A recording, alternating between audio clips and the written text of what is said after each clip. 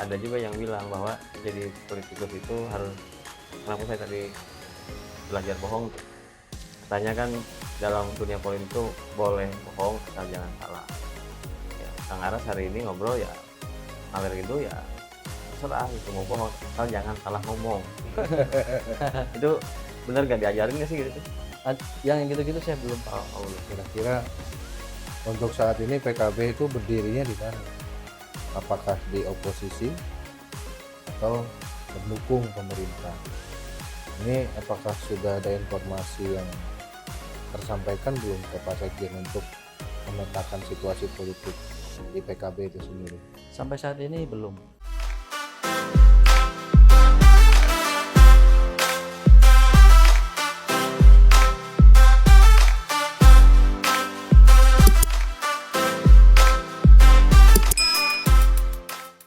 Halo Sobat Cikalpedia, kembali berjumpa lagi dengan podcast kita.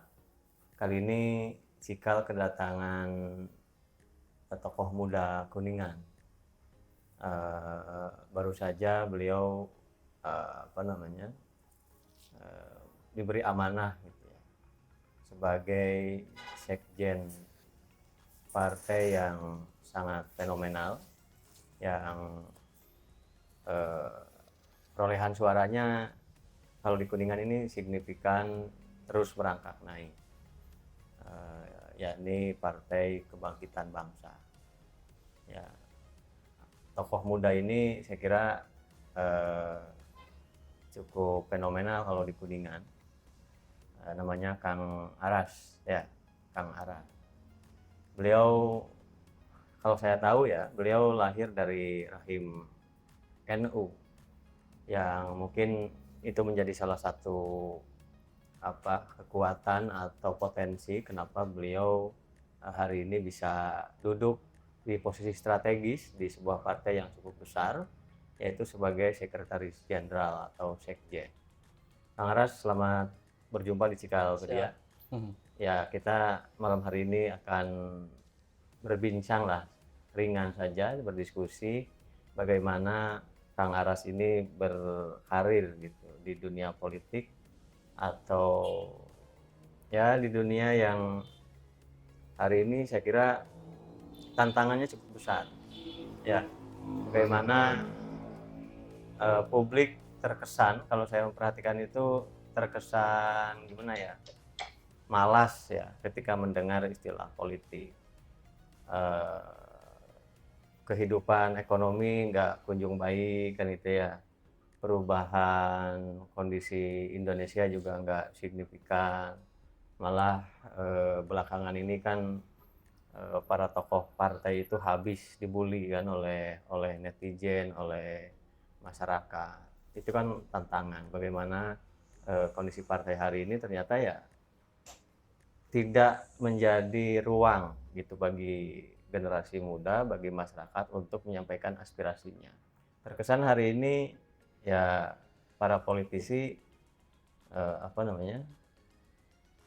belum signifikan merepresentasikan suara rakyat. Tapi sebelum jauh ke sana, saya kira kita perkenalan dulu lah Kang Aras ke Sobat Cikal. Kang Aras ini gimana sih ceritanya gitu kok tiba-tiba menjadi sekjen di partai yang strategis lah di Kuningan. Silakan Kang Aras. Siap, terima kasih. Selamat malam. Assalamualaikum warahmatullahi wabarakatuh. Alhamdulillah, la haula wala quwwata illa billah, amma ba'd. Yang saya banggakan, senior saya juga ada Kang Ali selaku Direktur Cikal, ada sahabat saya, sahabat lama, ya, sahabat diskusi yang belum pernah ketemu Nabi. Pandi. Terima kasih, juga suatu kehormatan bagi saya pribadi bisa hadir di malam hari ini di kantor Cikalpedia. Mudah-mudahan malam ini saya juga bisa mendapatkan banyak hal, belajar, sharing, diskusi tentang yang disampaikan, sedikit pengantarnya. Pertama, betul memang saya ini secara background memang saya lahir dari organisasi yang berawal dari PMII gitu. Dari PMII kemudian berjenjang ke GP Ansor, dan sekarang juga kebetulan masih jadi pengurus GP Ansor di Jawa Barat. Dan betul itu memang banomnya Nahdlatul Ulama. Kemudian kenapa kemudian sekarang geser dari organisasi pemuda kemudian sekarang di partai PKB. Saya kira bagi saya pribadi adalah bukan hal yang baru dan asing bagi saya, karena PKB ini betul-betul lahir sama dari Nahdlatul Ulama, dan PKB yang saya tahu bahwa lahirnya adalah lahir untuk kepentingan umat dan NU tentu. Juga PKB awalnya memang dari gerakan politik Kiai Nahdlatul Ulama. Itu jadi relasi baik saya berkegiatan sebelumnya di organisasi, di PMII, di Ansor, di Gus Durian, kemudian sekarang beranjak di PKB, ya ini bentuk perjalanan organisasi saya, bentuk perjalanan kehidupan saya di organisasi. Oke. Kang Aras ini kan katanya sekjen termuda lah ya kalau ngitung periode ini, berarti kan kalau dibanding dengan partai-partai yang lain. Apakah nggak terburu-buru gitu jadi sekjen gitu, atau nggak kemana dulu gitu berkelana gitu? Iya. Jadi terkait soal sekretaris, saya kira kalau saya melihatnya satu hal, saya tetap husnuzon bahwa yang namanya organisasi tentu kita diberi kesempatan untuk tumbuh, diberi kesempatan untuk berkembang, kemudian mungkin dianggap punya energi muda untuk bisa memperluas akselerasi mengembangkan diri di politik. Itu saya kira. Dan kemudian istilahnya tadi, apakah tidak terburu-buru? Kalau saya lihat sih tidak juga, karena memang saya kebetulan 2024 juga ikut berkontestasi, ikut pileg pileg di legislatif, walaupun waktu itu belum sampai menghantarkan ke gedung legislatif gitu. Oke. Berarti sebetulnya karir di politik ini sudah jauh-jauh hari ya diikuti kan itu ya. Kang Aras nggak pakai pesi ya? Berarti udah dihilangkan di PKB atau gimana? Atau karena representasi anak muda gitu, jadi sekarang PKB pesinya digeser dulu atau gimana? Punya julukan kali ya PKB-nya ini. PKB muda. Enggak lah. Saya kira ini soal fashion aja, maksudnya. Saya juga menempatkan diri, maksudnya kalau pakai peci nasional itu kan kalau memang acara-acara kegiatan di Ansor, di NU gitu, acara formal, saya kira ini kan kita ngopi-ngopi diskusi gitu. Saya nanti takutnya disebut ustad kalau pakai peci. Iya. Kaget nggak sih Kang Aras tiba-tiba didaulat jadi sekretaris partai yang konon ini PKB ini partai terbesar kedua ya berarti ya untuk di parlemen, untuk di Kuningan. Kaget nggak? Awalnya itu kan kemarin kan pembacaan SK itu kan serentak ya se-Indonesia itu melalui Zoom meeting. Waktu itu sekitar jam 2 siang dibacakan itu untuk jadwal di seluruh PKB Jawa Barat, yang kebetulan dibacakan oleh DPP, yang dibacakan langsung oleh Wakil Ketua Umum Pak Dr. Jazilul Fawait dan didampingi oleh Dr. Haji Muhammad Hanif Dakiri. Saya sebelumnya tidak menyangka jujur, dan kaget juga, ada kagetnya gitu. Saya awalnya merasa underestimate lah gitu, merasa kayak apa, mengukur diri lah gitu istilahnya gitu. Usia kan ya masih usia 34 35 itu kan mungkin biasa suka ada galau-galaunya gitu kira-kira gitu. Tapi di sisi lain tentu ini saya harus menerima dengan siap, karena ini perintah partai, harus siap apapun perintah, apapun yang diberikan tugas dari partai, saya nyatakan siap. Hmm. Hmm. Oke. Untuk Kuningan saya kira potensinya gimana itu? Kalau misalkan sekarang kan saya dengar PKB Kuningan juga sudah mulai menggeser lah target gitu ya. Atau nanti boleh diklarifikasi menggeser target atau menggeser apa?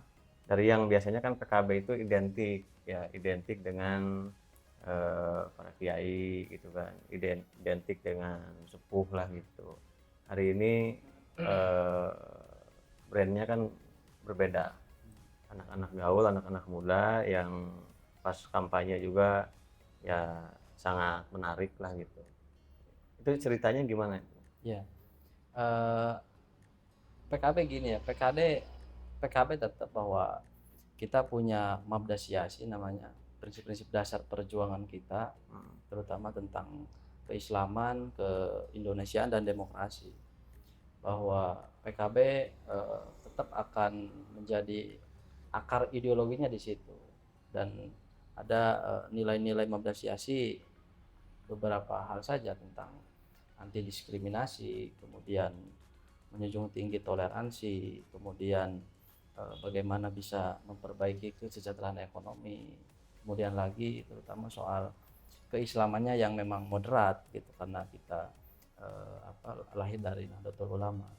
Nah itu menjadi pegangan ideologi ataupun pegang prinsip dasar perjuangan kita. Nah kemudian di sisi lain, perkembangan zaman dan kehidupan kita ini kan sangat serba cepat sekali, dan tentu PKB khususnya terus mentransformasi diri dengan perubahan-perubahan zaman ini. Salah satunya adalah tentang ceruk pemilih. Nah, ceruk pemilih ini memang yang kita analisa bahwa ya akan didominasi oleh Gen Z. Gen Z itu kan yang lahir itu kan rentang waktunya dari tahun 97 sampai 2012-an gitu. Bahkan setiap periode pemilu ini akan semakin nambah. Yang saya tahu 2024 saja itu sekitar 27,9%. Besok 2029 bisa 2 kali lipatnya dari situ. Nah, artinya PKB sebagai partai yang terus mentransformasi diri tentu harus mampu untuk melakukan adaptasi kepada pemilih Gen Z itu. Okay. Tapi bertentangan nggak ini? Ini sedikit agak nyentil dikit nih. Ketua PKB ini kan kemarin bintang 5 ya berarti ya. Udah 5 periode. Berarti kan kalau akreditasi itu paripurna gitu.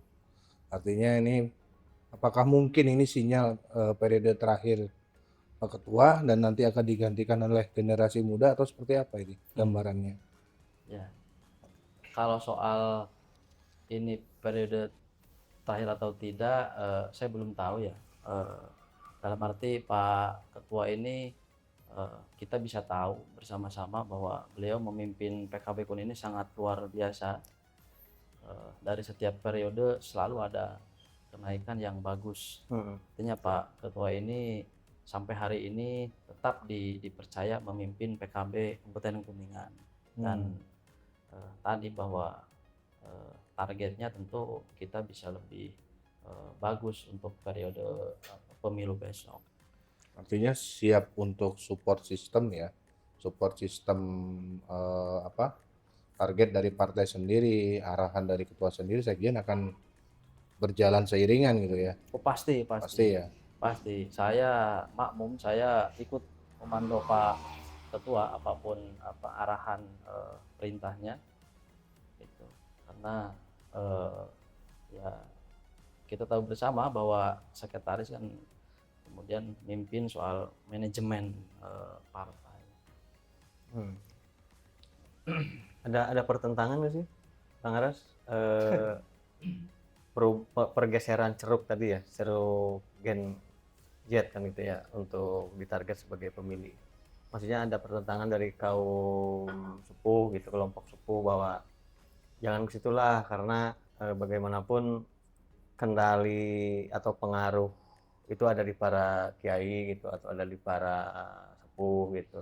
Sementara milenial ini atau Gen Z ini kan secara kepastian memilihnya itu kan sangat elastis gitu ya, sangat dinamis, nggak bisa dipengaruhi oleh orang-orang sekelompoknya gitu. Ada nggak perdebatan itu bahwa jangan ke Gen Z atau ke anak muda, kita tetap seperti dulu gitu? Oh, kalau pertentangan tidak ada ya, karena Gen Z ini kan keseluruhan, bahwa kita basis utamanya di NU, pesantren, santri itu saya kira juga sama.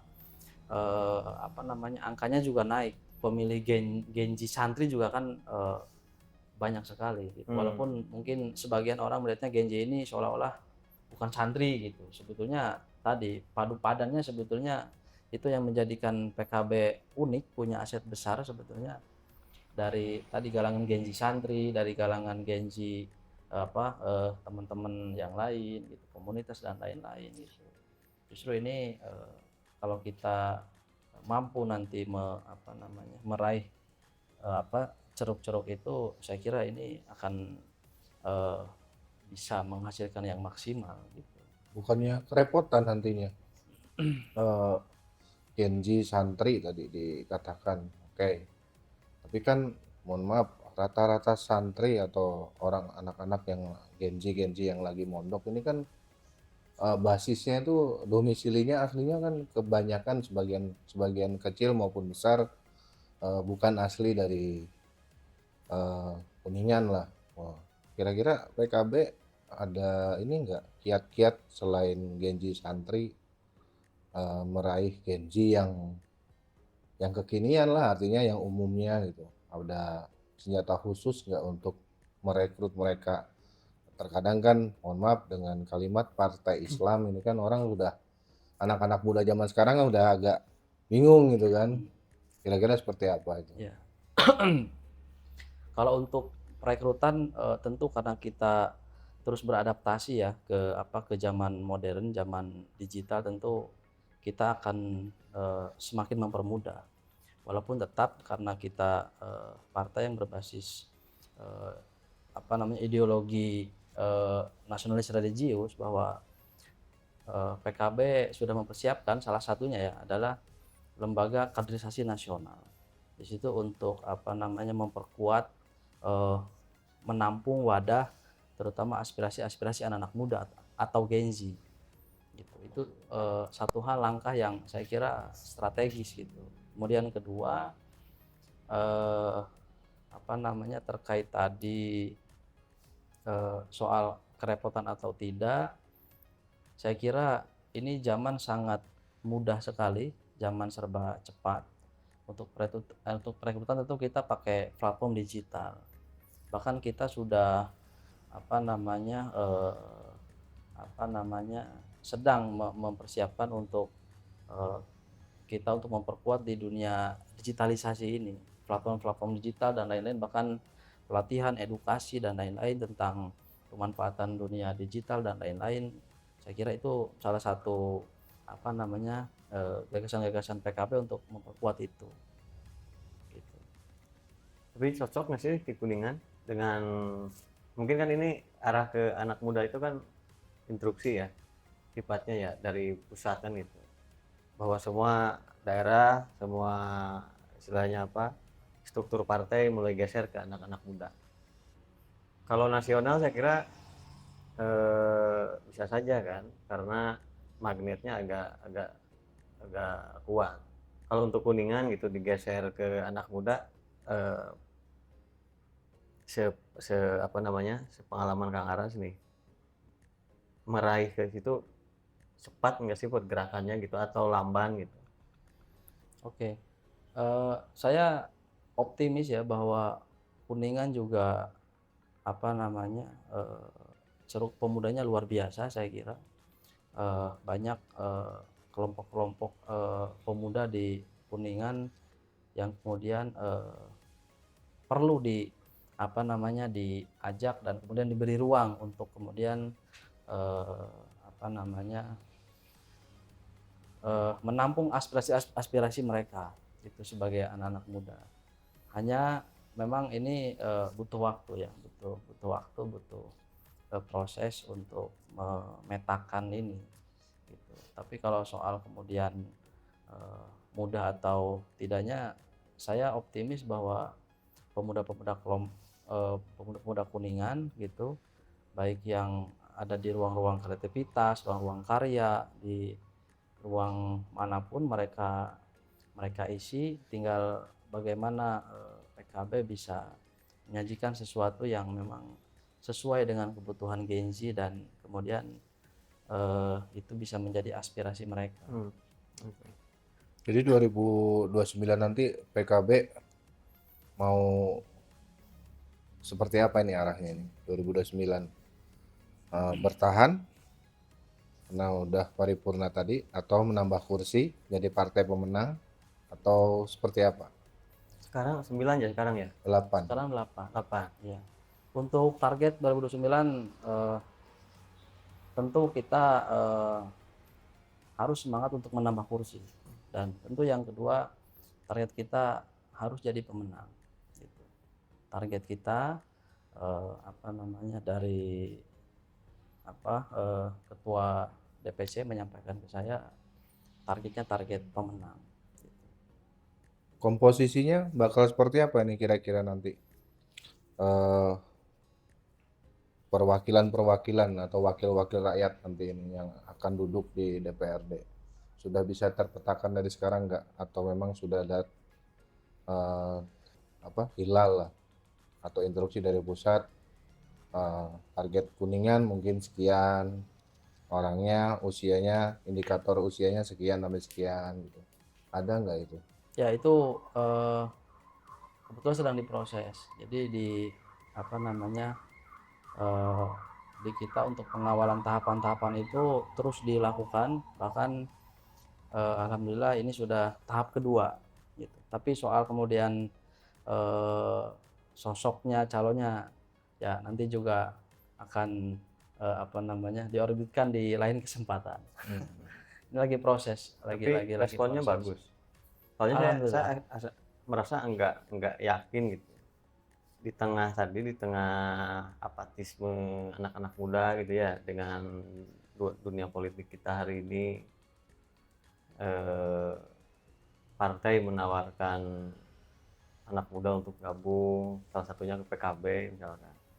Respon mereka ada nggak sih atau sebesar apa gitu tuh? Iya, saya jujur saja, saya punya pandangan objektif ya di Kuningan kepada PKB. Saya kira saya menganggap satu-satunya partai di Kuningan yang kemarin posisinya 2024 menampung aktivis-aktivis muda, saya kira PKB. Gitu. Ya Itu tentu efeknya. iya, efeknya juga kan luar biasa. Artinya kan jelas proses dan hasil kan kemarin jelas ada penambahan 2 kursi di PKB. Saya kira, saya meyakini bahwa salah satu bagiannya adalah ini bagian dari peran-peran anak-anak muda Kuningan dan kemudian aktivis-aktivis yang merapat, bergabung dan nyaleg di PKB Kuningan kemarin. Termasuk ya saya gitu, ada teman-teman yang lain gitu dari berbagai background gitu. Dan 2029 insya Allah hal seperti itu semoga PKB bisa memperkuat gitu itu. Karena kan logikanya kan terbukti kemarin. Iya. Tapi ini nggak, PKB sudah memetakan nggak, kan ada wacana pemekaran dapil tuh untuk Kuningan jadi 6 dapil. Berarti kemungkinan besar dapil akan bertambah, otomatis jumlah kursi harus targetnya lebih besar dong. Ya, Tuh kira-kira kesiapannya gimana?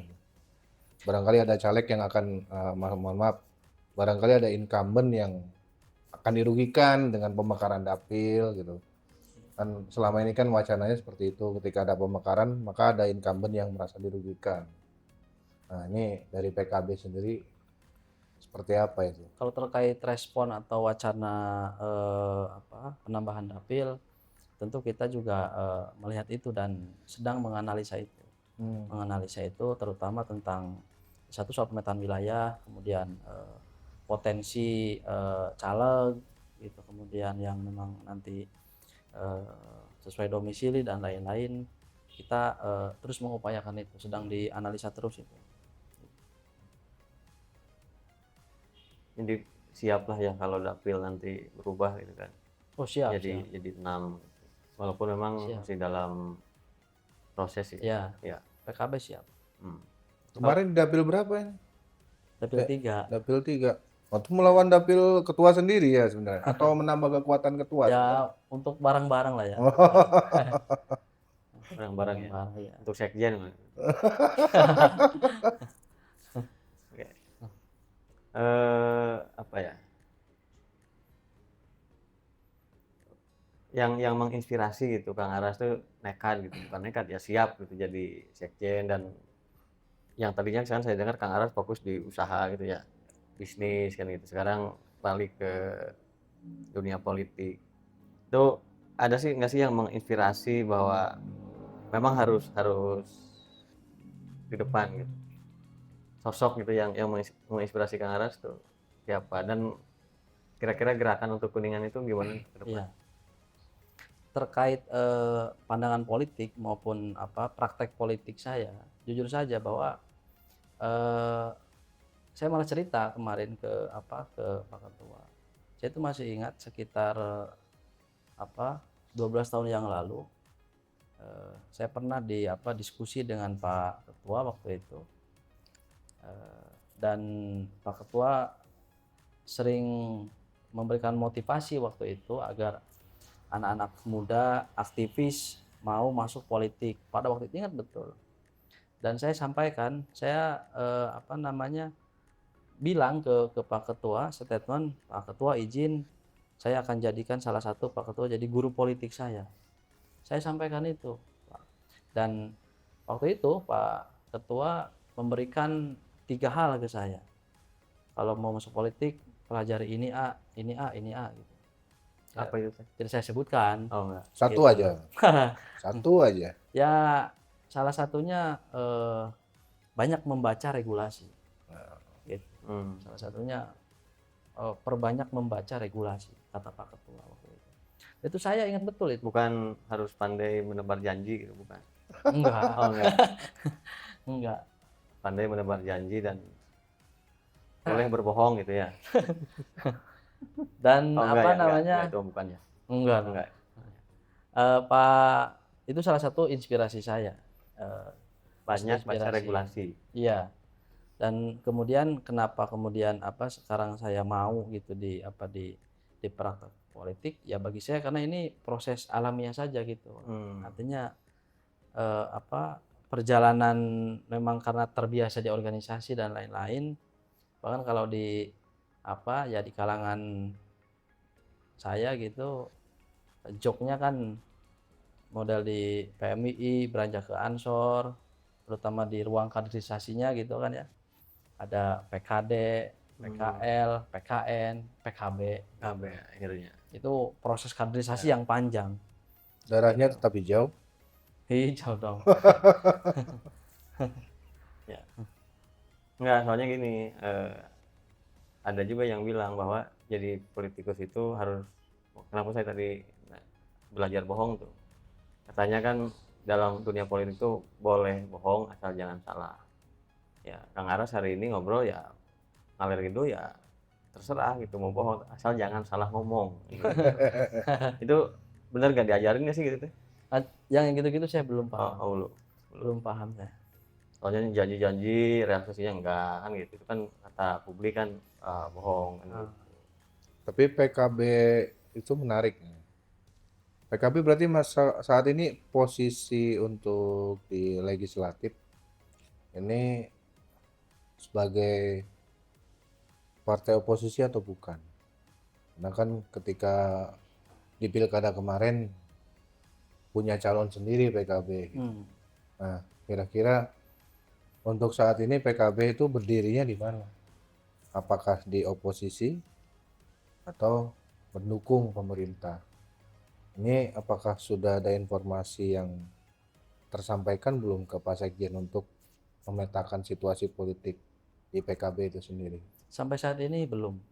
Sampai saat ini belum bicara soal positioning itu. Pasti pendukung lah. Gitu. Bukan oposisi kan ketumnya masuk pemerintahan ya. Bukan di luar pemerintah kan. Maksudnya ini Itu di pusat. kuningan apa Itu di nasional pusat. gitu. Kalau Kuningan Kuningan. ini untuk Kuningan. Gimana Kuningan? Ya itu, saya sampai hari ini belum ada arahan, belum ada diskus soal itu, diskusi soal itu. Saya belum paham. Jadi baru karena memang baru ya. Ya. Baru dilantik juga dan juga baru lah. Jadi masuk struktur baru 1 kali nyalek, 1 kali ini dan kesempatan pertama ini jadi sekjen gitu ya. 5 tahun berarti ya, 5 tahun ke depan ya. Ya. Soalnya gini, betul juga memosisikan partai itu oposisi atau tidak kan biasanya gini. Anak muda itu kecenderungan untuk gabung tuh gara-gara musuhnya nggak suka dengan pemerintahan misalnya. Kan gitu. Kalau saya nggak suka dia, maka saya gabung kan gitu. Kalau nggak justru mendukung, justru akan kehilangan ceruk orang yang memang nggak suka dengan kondisi pemerintahan hari ini. Berarti belum dipastikan ya, belum ada arahan juga. Belum tahu saya. Belum tahu. Soal itu belum tahu saya. Berarti siapa yang bisa validasi ini? Pak Ketua sendiri ya? Iya. Jadi nanti harus podcast lagi ya sama Pak Ketua ini. Tapi kalau dari statement atau pemberitaan ke belakang nggak pernah melawan ya, nggak pernah membantah Pemda gitu, PKB nggak mengkritisi gitu, enggak kan? Enggak.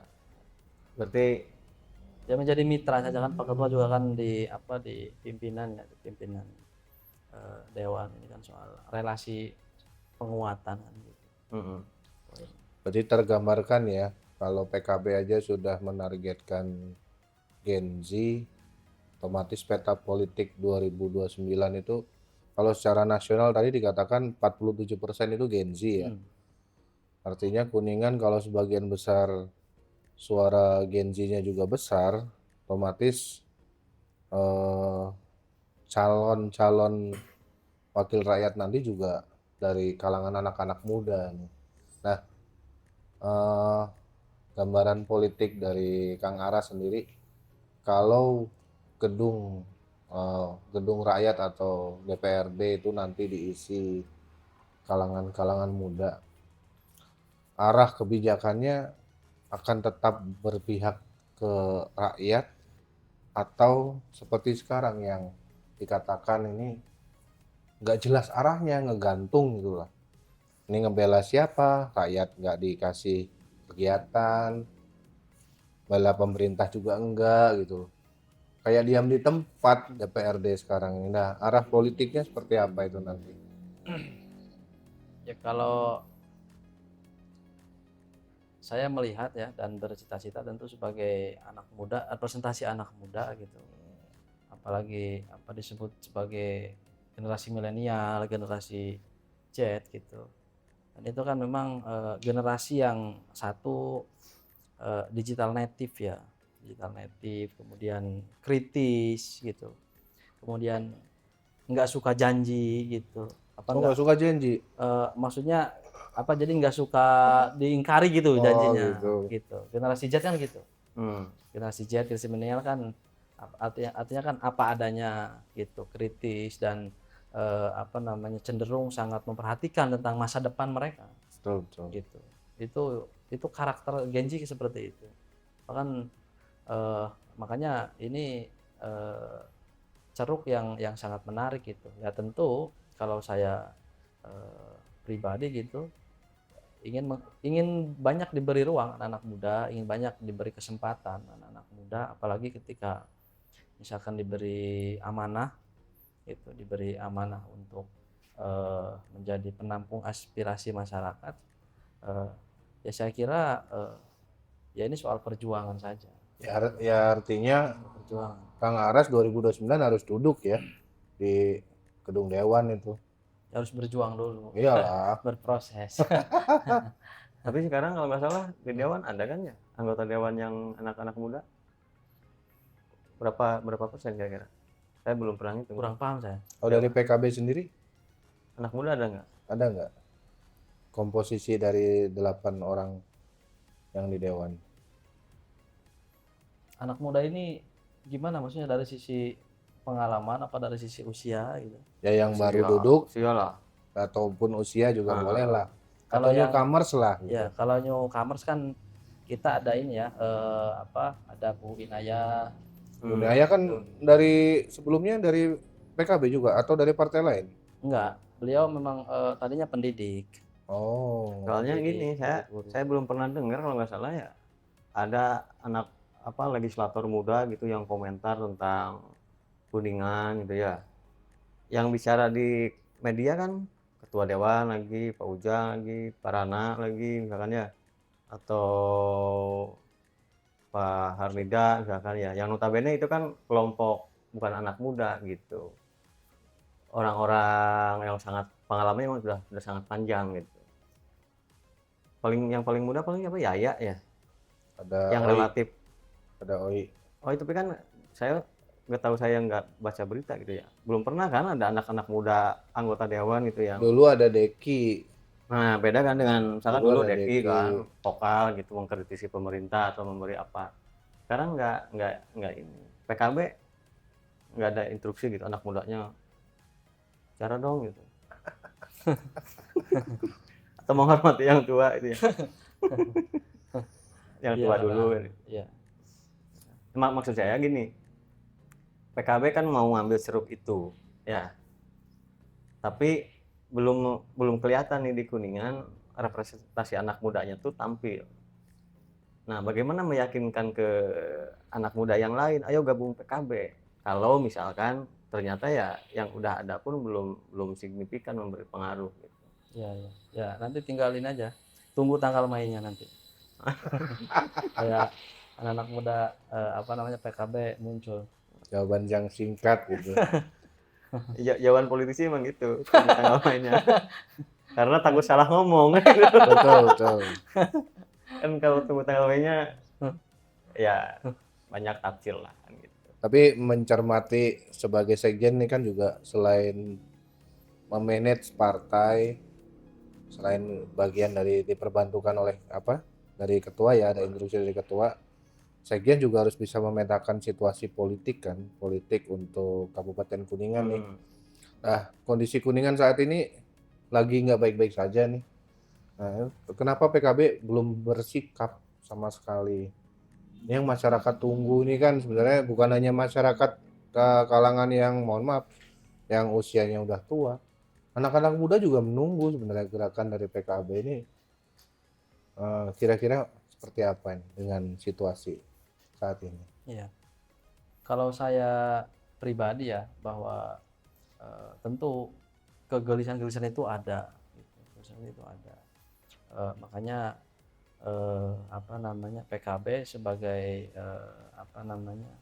salah satu partai di Kuningan, concern kita yang saya tahu karena kan saya baru, yang saya tahu bahwa apa yang masing-masing sedang dikerjakan untuk tadi ya soal keluh kesah dan lain-lain, saya kira teman-teman di anggota praksi masih konsisten. Kenapa? Karena satu, kita kan punya program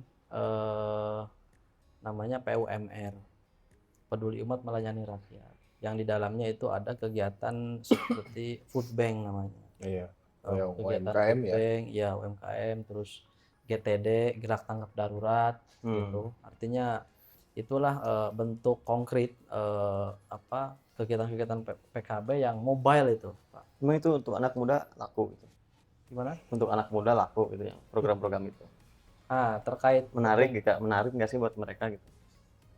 Nah, ya saya kira harus ditambahkan kegiatan-kegiatan anak muda di Kuningan ya. Apa itu kira-kira yang sudah teride dari Pak Sekjen sendiri?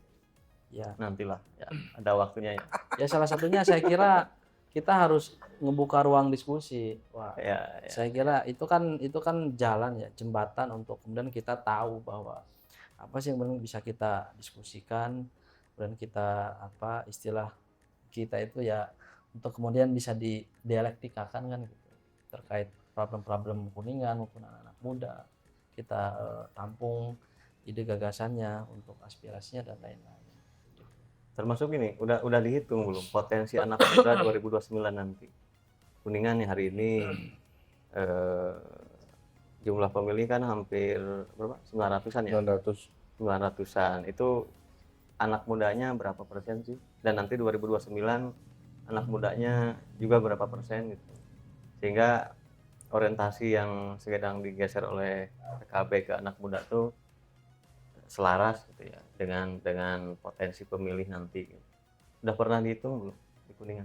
Kalau secara spesifik belum ya, secara spesifik, tapi kalau secara base data nasional kita tahu. Kalau untuk database spesifik misalkan khusus di Kuningan dan lain-lain, saya juga belum tahu. Tapi artinya tentu besok itu akan didominasi oleh pemilih Gen Z. Didominasi oleh pemilih Gen Z. Termasuk pengurus PKB hari ini berapa persen tadi anak mudanya? Kita di pengurus itu untuk perempuannya kita di angka 35%, gitu. Dan itu pun rata-rata anak muda, dan insya Allah pengurusnya didominasi anak muda dan aktivis, gitu. Semua udah sampai ke kecamatan, ranting, desa gitu udah atau belum? Ya, PKB kebetulan kemarin sudah pelantikan DPAC se-Jawa Barat, bahkan kecamatan. Ya, jadi nanti agenda kita tinggal turunannya ke bawah. Beranting berarti ya? Iya. Tampaknya Kang Aras ini masih hati-hati, masih menjaga menjaga inilah, karena di politik itu jangan salah ngomong. Kalau boleh nggak apa-apa, yang penting jangan salah. Bisa disampaikan Kang Aras untuk closing statement. PKB hari ini sedang berorientasi tanpa meninggalkan sepuh kan ya, tanpa meninggalkan orang tua, tanpa meninggalkan para kiai, sedang mengambil ceruk pemilih lain yaitu generasi muda. Nah, dengan berbagai potensinya saya kira generasi muda memang di 2029 yang akan datang punya kesempatan yang besar untuk menyampaikan atau menentukan hak pilihnya. Oleh PKB sedang ditarik simpatinya supaya berbondong-bondong masuk PKB. Kira-kira hal yang meyakinkan apa sih buat anak muda Kuningan terutama, supaya yang hari ini apatis, nggak peduli pemilu, nggak peduli pilkada karena tadi efek domino terhadap mereka juga nggak ngaruh-ngaruh amat kan gitu. Ini kan PR untuk PKB, bagaimana meyakinkan saya atau meyakinkan teman sobat Sikal yang lain supaya saya siap di barisan PKB. Kira-kira apa formula dan hal yang meyakinkan? Kalau saya sih punya pandangan seperti ini. Kenapa kemudian kita harus berpolitik ya, tentu itu. Saya meyakini bahwa ya politik itu sebuah keniscayaan. Politik itu seni atau cara untuk mencapai tujuan. Dan kalau dalam perspektif anak muda, kenapa kemudian harus berpolitik, kemudian bahwa politik harus PKB gitu, karena ya politik inilah yang mengatur seluruh sendi-sendi kehidupan kita, urusan kopi, urusan ekonomi, urusan milenial, urusan harga pangan dan lain-lain, urusan bakso saja itu tentu didasari karena pengaruh politik.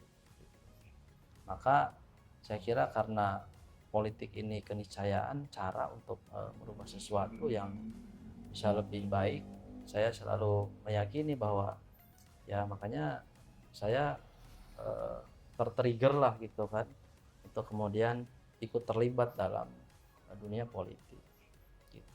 Nah kemudian juga bahwa ya ini bentuk dari regenerasi untuk mencetak kader-kader masa depan, dan yang mempengaruhi seluruhnya adalah politik. Maka saya kira sangat logik gitu untuk anak-anak muda, kemudian yang punya ide gagasan bagus, yang punya daya kritis yang bagus, yang punya insting society yang bagus, saya kira ya harus disalurkan, yaitu adalah wadahnya di politik.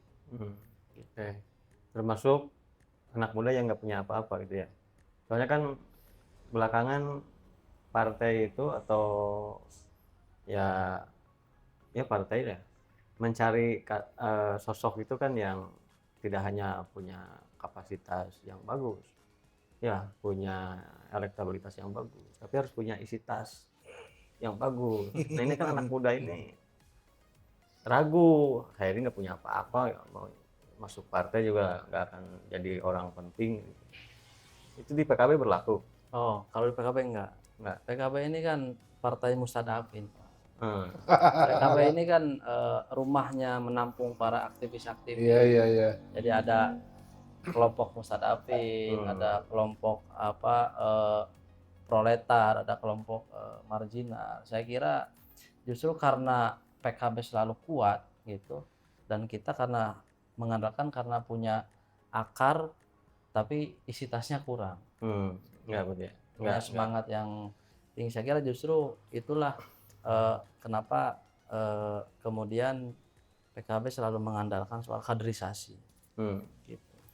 Termasuk pencalegan nanti bukan soal kapital gitu. Termasuk pencalegan ya, nggak istilahnya udah mahar gitu. Oh nggak ada PKB nggak ada.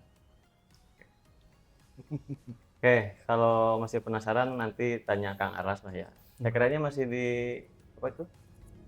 Purwawinangun ya? Iya. Purwawinangun. Coba ya? Bukan di acara. Ya, bagi yang penasaran, anak muda Kuningan yang ingin gabung dengan PKB ya, Partai Kebangkitan Bangsa. Ya, bisa konsultasi dengan Kang Aras. Beliau anak muda yang energik, satu generasi dengan saya, tapi beliau lebih maju, lebih pesat perkembangannya, karirnya, dan hari ini menjadi orang penting di Kuningan. Dan beruntung Cikalpedia kedatangan beliau mudah-mudahan memberi inspirasi, memberi sedikit lah membuka pintu untuk anak muda yang ada niatan bergabung di dunia para elit ya, para politikus dengan semangat PKB yang tadi tidak mengandalkan isi tas tentu saja, tapi kapasitas. Karena hari ini ya kita memang tidak bisa lepas ya dari kondisi yang carut marut, ada yang bilang gitu, dengan apatis meninggalkannya. Tapi justru tadi kata Kang Aras harus gabung, bagaimana kita mengubah bersama ya kondisi yang hari ini ternyata misalkan kurang baik, anak muda penerusnya supaya ke depan bisa lebih baik. Itu saja yang obrolan kita kesempatan kali ini. Ke depan nanti kita lanjut lagi Kang Aras. Siap. Terima kasih dan jangan lupa ikuti berita Cikal di website Cikalpedia ID, dan bagi yang belum subscribe dan mengikuti medsos kami ada di YouTube dan TikTok, IG Cikalpedia.